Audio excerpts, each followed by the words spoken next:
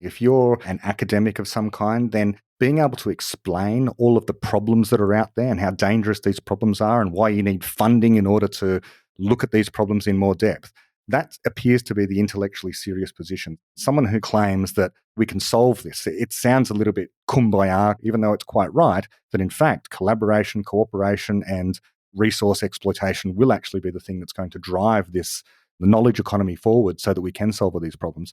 It always seems more intellectually serious if you can stand up there with a frown on your face in front of a TED Talk audience and say, these are all the ways in which we're going to fail and which we're going to come to ruin.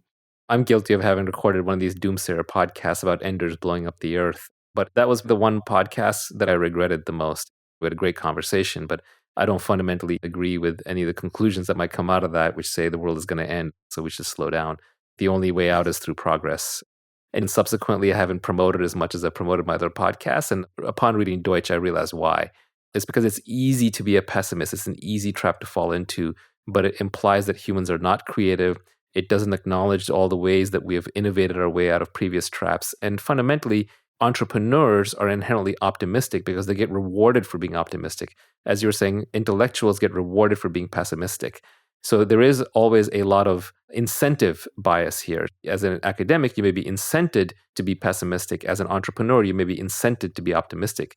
If you're a pessimist, you get your feedback from other people. It's a social act. You're convincing other people of your pessimism. And so far, most of their pessimistic predictions have turned out to be false. If you look at any timelines on which the world was supposed to end or environmental catastrophes were supposed to happen, they've been quite wrong.